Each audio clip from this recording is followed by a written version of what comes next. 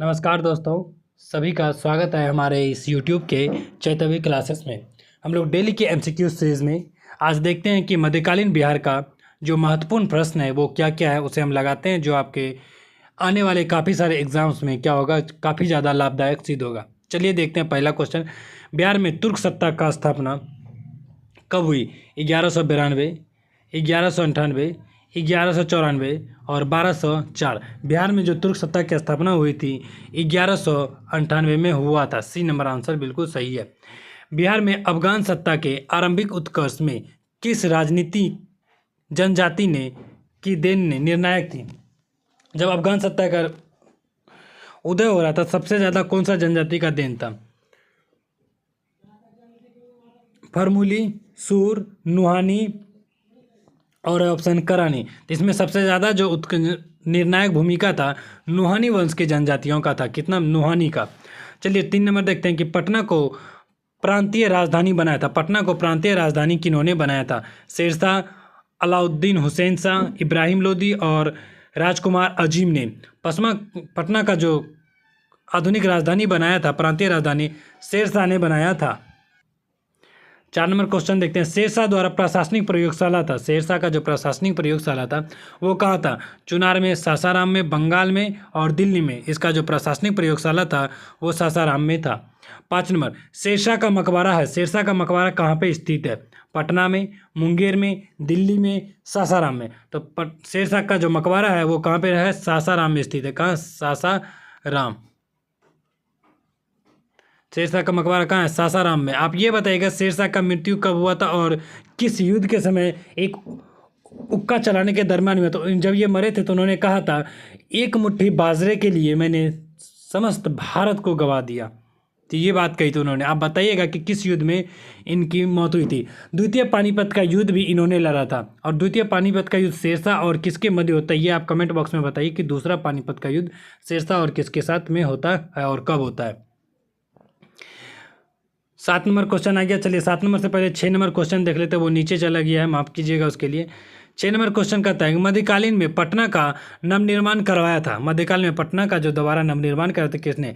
अजीम उस चान ने, हर्षवर्धन ने, शेरशाह ने और औरंगजेब ने। इसका जो नवनिर्माण करवाया था, कौन करवाया था? शेरशाह ने। चलिए 7 नंबर क्वेश्चन देखते हैं तुरंत।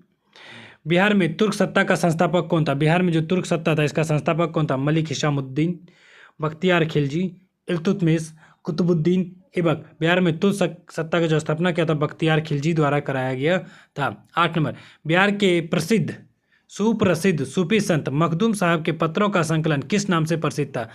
जो बहुत ही फेमस सूफी संत हुए मखदूम साहब, इनका एक पत्र था, वो किस नाम से था? मकतूबात मखदूम, मकतूबात सदी, मकतूबात मनेरी, मकतूबात यहिया। जो इसका पत्र था मकतूबात सदी के नाम से ज़्यादा विख्यात था, यानी कि फेमस था।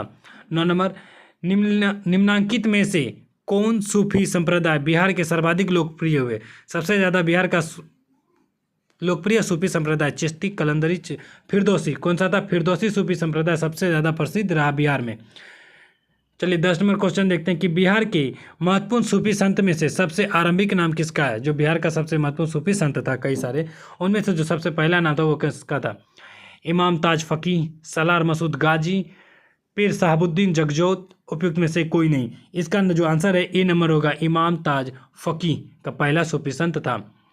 चलिए 11 नंबर, गढ़वाल वंशीय शासकों द्वारा बिहार में तुर्कदंड की वसूली की चर्चा एक अभिलेख में मिलता है, और ये अभिलेख कहाँ से प्राप्त हुई है? ये जो है कहाँ से इसकी जो प्राप्ति है ये कहाँ से हुई है?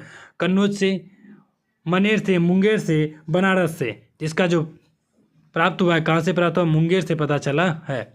12 नंबर, सिख गुरुओं में सर्वाधिक बिहार का भ्रमण किसने किया था? जो सिख गुरु थे सबसे ज़्यादा बिहार का भ्रमण किन्होंने किया था?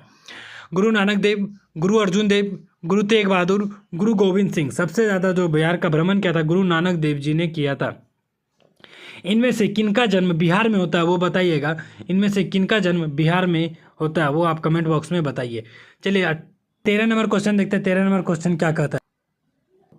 13 नंबर क्वेश्चन का था कि मिथिला के कर्नाट वंश के शासकों की राजधानी कहाँ थी? जो मिथिला के जो कर्नाट वंश था इनकी शासकों की राजधानी कहाँ थी? महिषी, दरभंगा, सिमरावगढ़, मधुबनी, कर्नाटक वंश का अंतिम मधुबनी, इनमें से कौन था इसका आंसर? फिर से पढ़ते हैं। मिथिला के कर्नाटक वंश के शासकों की राजधानी कहाँ थी? महिषी, दरभंगा, सिमरागढ़ और मधुबनी। इसका जो राजधानी था कहाँ था? सिमरागढ़ था। कहाँ पे था? सिमरागढ़ में इसकी राजधानी थी। 14 नंबर क्वेश्चन देखते हैं कि कर्नाटक वंश का अंतिम शासक कौन था? जो कर्नाटक वंश था इसका सबसे अंतिम शासक कौन था? शिव सिंह, हरि सिंह, महेश सिंह और कीर्ति सिंह। कर्नाटक वंश का सबसे अंतिम शासक हरि सिंह था। कौन था? हरि सिंह। 15 नंबर क्वेश्चन, मोहम्मद बिन तुगलक ने बिहार के किस नगर का नाम तुगलकपुर कर दिया था? मोहम्मद बिन तुगलक बिहार के एक नगर का नाम बदल के तुगलकपुर कर दिया था। दरभंगा, बी है पटना, सी भागलपुर और डी है पूर्णिया। इनमें से किसका नाम बदलता है? वो दरभंगा यानी कि तिरहुत का नाम बदलते। ए नंबर आंसर बिल्कुल सही है। ए नंबर दरभंगा का नाम बदल देते हैं, जिन्हें बदल कर तुगलकपुर कर दिया था।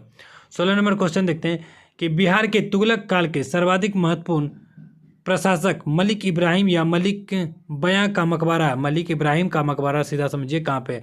दिल्ली में, पटना में, दिल्ली, पटना, बिहार शरीफ और दरभंगा। इनमें से कहाँ पे उनका मकबरा स्थित है?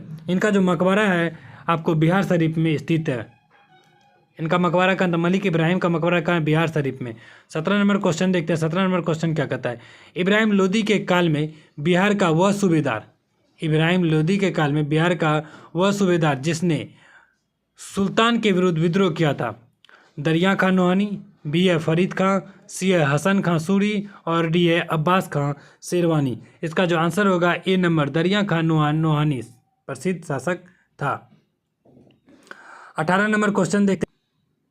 ये कहता है शेरशाह का मकबरा कहाँ स्थित है? शेरशाह का जो मकबरा है वो कहाँ से स्थित है? सासाराम में, मनेर, सीतामढ़ी और पावापुरी। शेरशाह का मकबरा सासाराम में स्थित है। 19 नंबर क्वेश्चन देखते हैं। 19 नंबर क्वेश्चन क्या कहता है? 1556 से 57 में मुगल शासक अकबर ने किसकी विधिवत से प्रभावित होकर उसे मिथिला का राज्य दे दिया था? किसकी विद्वता से प्रभावित होकर कि 1556-57 में बिहार का जो एक विद्वान थे उनकी विद्वता से प्रभावित होकर अकबर ने उसे मिथिला का क्षेत्र दे दिया था? शिव सिंह, हरि सिंह, महेश ठाकुर और राजा मान सिंह। इसमें जो आंसर होगा महेश ठाकुर की विद्वता से प्रभावित होकर इन्हें मिथिला दान में दे दिया था। वहीं 20 नंबर क्वेश्चन देखते हैं कि बख्तियार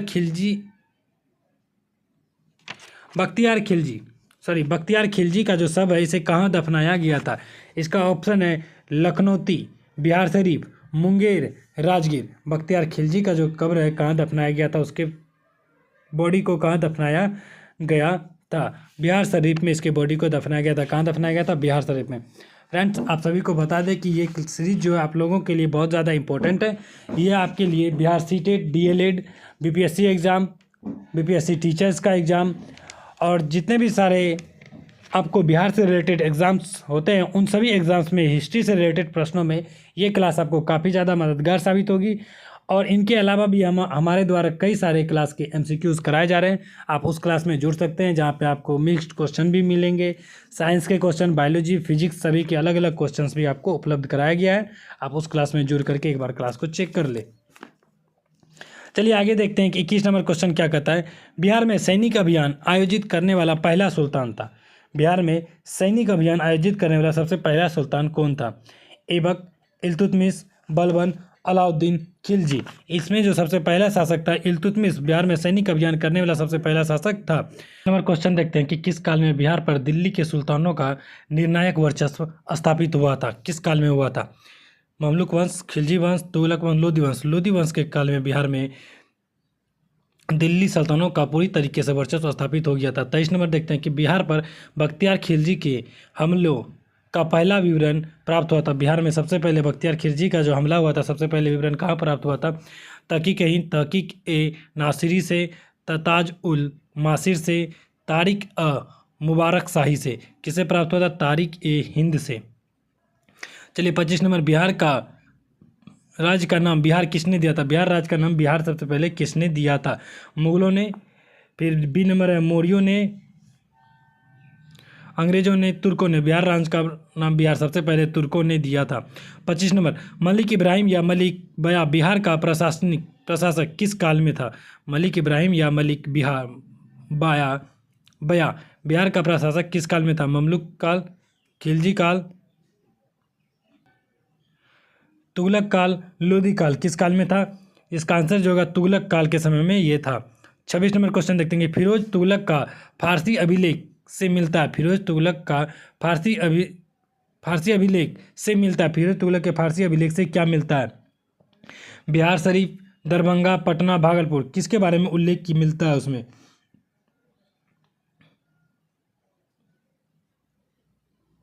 ये बिहार शरीफ से हमें मिलता है। कहाँ से मिलता है? बिहार शरीफ से। वही 27 नंबर देखते हैं। कर्नाट वंश का संस्थापक तो कौन था? कर्नाट वंश का संस्थापक नान्यदेव, नरसिंहदेव, विजयदेव, हरिदेव। कर्नाट वंश का संस्थापक कौन था? नान्यदेव थे। कर्नाट वंश का संस्थापक कौन था? नान्यदेव। चेरो जनजाति की शक्ति का वास्तविक पतन किसके द्वारा हुआ था? चेरो जनजाति की जो शक्ति था इसका वास्तविक पतन किसके द्वारा हुआ था? उज्जैनिया शासक से, पाल वंश से, कर्नाट वंश से, डी है अफगान से। इसका जो वास्तविक पतन था उज्जैनिया शासक से हुआ था। 29 नंबर क्वेश्चन देखते हैं कि महमूद लोदी की को विस्थापित कर बाबर ने किसे बिहार का प्रशासक नियुक्त किया? महमूद लोदी को हटा करके बाबर किसे बिहार का प्रशासक बनाया था?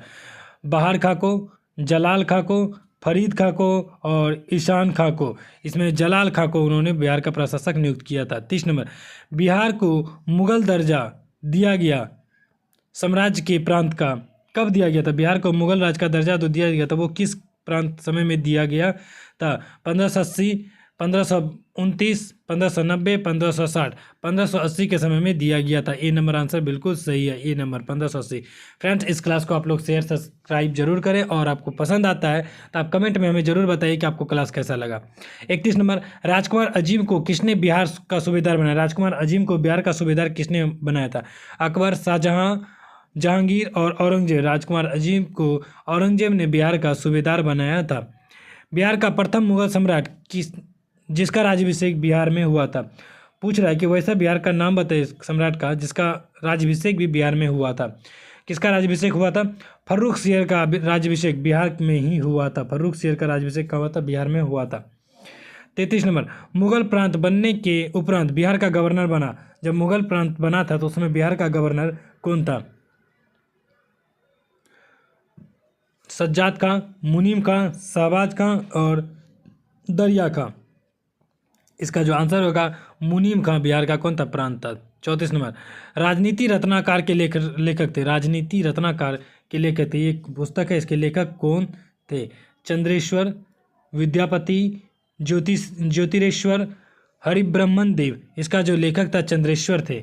35 नंबर क्वेश्चन देखते हैं कि कश्मीर घाटी के अंतिम मुस्लिम शासक यूसुफ शाह चक, जिन्हें मुगल सम्राट अकबर द्वारा बिहार में निर्वासित किया गया था, इसे कहाँ दफनाया गया? पाटलिपुत्र में, गया में, मुंगेर में, नालंदा में। इन्हें नालंदा में दफनाया गया था। कहाँ पे? नालंदा में दफनाया गया था। 36 नंबर क्वेश्चन, मुगल काल में किस वर्ष बिहार को बंगाल सूबे का अंग मान लिया गया था? किस वर्ष बिहार को बंगाल सूबे का अंग मान लिया गया था?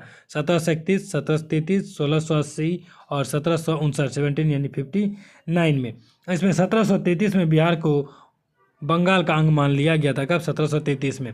37, निम्नलिखित में से कौन बिहार का प्रथम नायाब नाजिम था? बिहार का प्रथम नायाब नाजिम कौन था? राजा सिताब राय, सुजाम खां, अली गौहर और राजा राम नारायण। राजा राम नारायण, इसका जो आंसर होगा राजा राम नारायण होगा। 38 नंबर क्वेश्चन देखते हैं कि किस यात्री ने पटना को मुगल साम्राज्य का दूसरा सबसे बड़ा व्यापारिक केंद्र बताया था? पटना को मुगल साम्राज्य का सबसे बड़ा व्यापारिक केंद्र किसने बताया था? मेनेडिक, पीटर मुंडी, जॉन मार्शल, तेवर्निये। तेवर्निये ने बताया था पटना को सबसे बड़ा व्यापारिक केंद्र बताया था तेवर्निये ने। दरियापंथी संप्रदाय के संस्थापक दरिया साहिब का जन्म हुआ था मनेर में, रोहतास में, बिहार शरीफ में, पटना में। कहाँ पे इनका जन्म हुआ था? इनका जन्म जो देखते हैं पटना में धरकंदा में हुआ था। रोहतास के धरकंदा में हुआ था। गुरु गोविंद सिंह का जन्म कब हुआ था? बिहार में जो गुरु गोविंद सिंह हुए थे इनका जन्म कब हुआ था? 26 दिसंबर 1666, 26 दिसंबर 1660, 1667, 1656। 26 दिसंबर 1666 को पटना में हुआ था इनका जन्म। बिहार के अघोर कामिनी देवी, गुरु प्रसाद सेन, प्रकाश चंद्र राय इत्यादि संबंधित थे ब्रह्म समाज से, आर्य समाज से, रामकृष्ण मिशन से, थियोसॉफिकल सोसाइटी से। ये सभी जो है बिहार में ब्रह्म समाज से संबंधित थे। 42 नंबर क्वेश्चन, बिहार को अपनी राजधानी बनाने वाला पाल शासक था। पाल शासक में ऐसा कौन था जो बिहार को अपनी राजधानी बनाया था? धर्मपाल, देवपाल, गोपाल, रामपाल। धर्मपाल, देवपाल, गोपाल और रामपाल। इसमें जो देवपाल थे बिहार को अपनी राजधानी बनाया था। पाल वंश का शासक कौन, संस्थापक कौन था? ये आपका पाल वंश का संस्थापक गोपाल था। इसका जो सबसे पहला शासक था उसका नाम बताइए। इल्तुतमिश ने बिहार में अपना प्रथम सूबेदार नियुक्त किया था। इल्तुतमिश बिहार में प्रथम सूबेदार किसे नियुक्त किया था?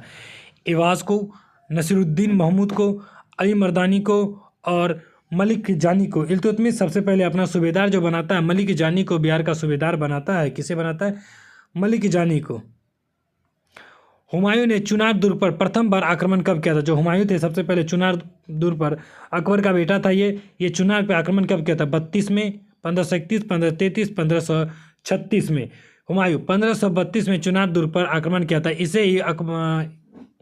इसे ही बिलग्राम या कन्नौज का युद्ध शेरशाह जो है इन्हीं के साथ लड़ते हैं, और पानीपत का दूसरा युद्ध भी हुमायूं के साथ ही लड़ा जाता है।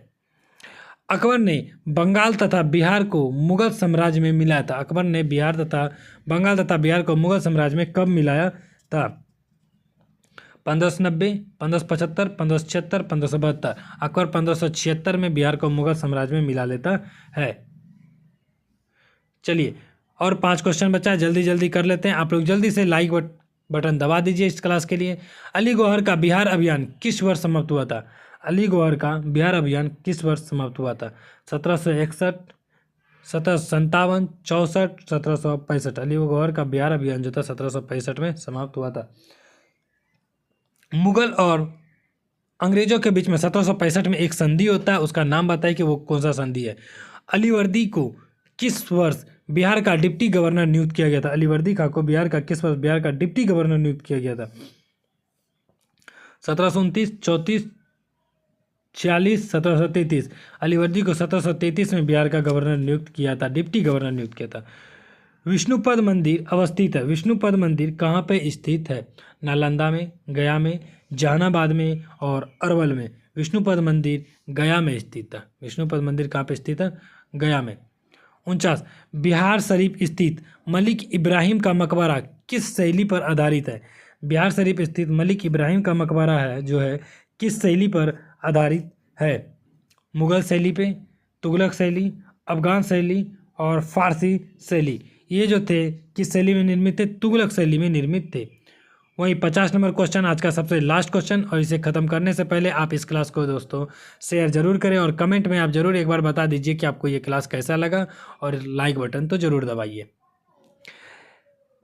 अंतिम क्वेश्चन है, बख्तियार खिलजी के अभियान के बाद कौन सा बौद्ध भिक्षु तिब्बत से बिहार नालंदा विश्वविद्यालय में शिक्षा ग्रहण करने के लिए आया हुआ था? इत सिंह, फायन, इब्न बतूता और धर्मस्वामी। इब्न बतूता और कौन है? धर्मस्वामी। इसमें जो आंसर है धर्मस्वामी, डी नंबर आंसर बिल्कुल सही है। इसका जो आंसर है डी नंबर आंसर बिल्कुल सही है, डी नंबर। चलिए फ्रेंड्स, मिलते हैं हम लोग अगले क्लास में। अगर आप लोग जो भी नए इस क्लास में, एक बार इस क्लास को सब्सक्राइब जरूर कर दें। धन्यवाद आप सभी का हमारे साथ जुड़े रहने के लिए।